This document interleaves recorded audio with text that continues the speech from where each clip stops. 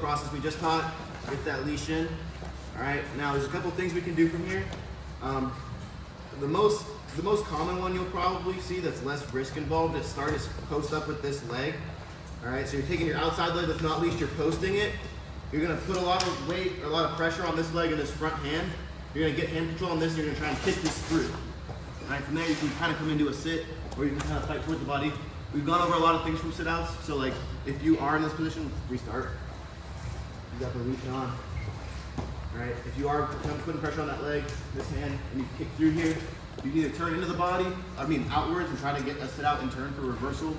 You can also do one of the moves where you kick through and you turn back into the body. We didn't go over Peterson's, but we'll kind of leave it at that for that. You can turn all the way through. What do we call that? Hairpin. Hairpin, yeah. You come all the way through the body. All right, so it's a sit out, turn in, or sit out, turn out. All right. Or if you're not in that position, or if you don't want to go for the sit out, you can kick that leg free and just kind of start to work your way up however you need to get out from there. Maintaining hand control. Just keeping those basic fundamentals of a stand up involved, hips out, hand control, and explosiveness.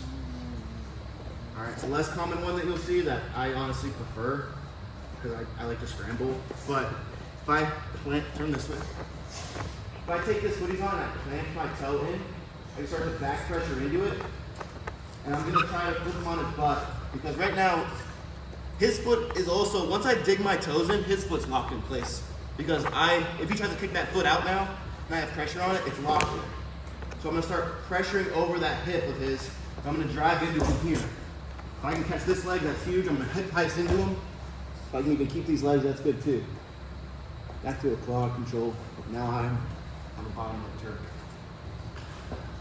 Go with that one again. Just power ride me into the leash. He's got that. I'm gonna dig my toe in. It's important that while I'm doing this, I have to be quick, okay?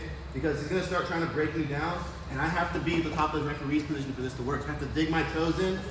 I'm starting to post out with my free leg to put pressure into my own heel and across this leg. You all see how his shin is locked in place, and if I drive over his thigh, it's gonna trip over my leg.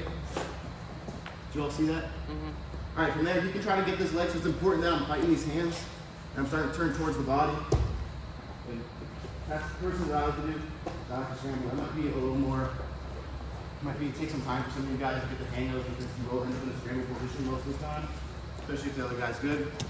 So, for a lot of you guys that we're gonna want to practice is the first one I showed. So, we're kicking that leg out, getting the hand on this waist, putting weight on this leg and this hand, and basically making a bridge for this leg to swing through. So I'm putting that weight on, I'm kicking through, and from there I can start to fight off these hands. Sit out, turn, rear back. You guys could add on defense. No? Any questions? No. Good?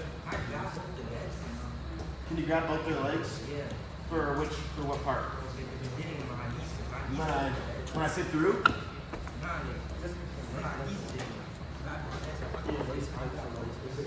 Oh, can he like lace both? Like, can this person lace both of them? Like this? Yes.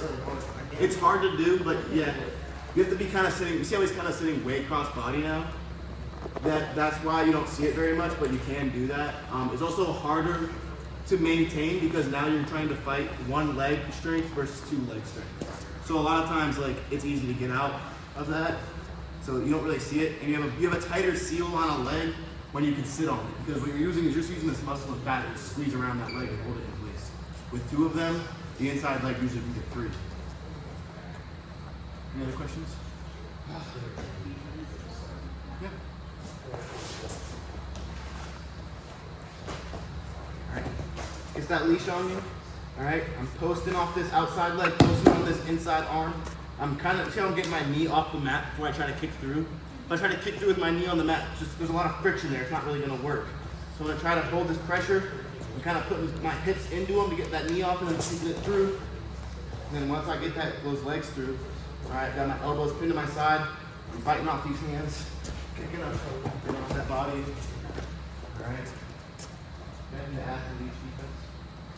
No, just the biggest thing is like what Coach Eli was doing is once you start putting weight on that, it's like a lot of things you'll learn on the bottom. Once you put your own, just like when they try to chop your arm, once you start putting your own weight on it, it takes away their power. Like, and you push back into it. Like, everyone has the incessant need to go forward to get out. You're actually better off pushing back a lot of times. That's how you get out, is getting back pressure. Same thing, they put a leash on, once they put all that weight, just like if I do the windshield wiper stand up, and they grab that outside leg, once I rotate and put weight on it, it takes all its power. Alright? So that's just, think of it in that terms of, if they have something of yours, instead of trying to just pull it away, sometimes touching that finger. And on the bottom is really pressure off your opponent. It's feeling their pressure. Yeah. Once you get good, they will get you up. Like his little brother Sam does a great job. He feels pressure, he seals off, and then as soon as he feels them pushing a certain way, he just goes right with it and comes right up. Carter Sherrod is probably one of the best I've ever seen. He put on a clinic. Any questions?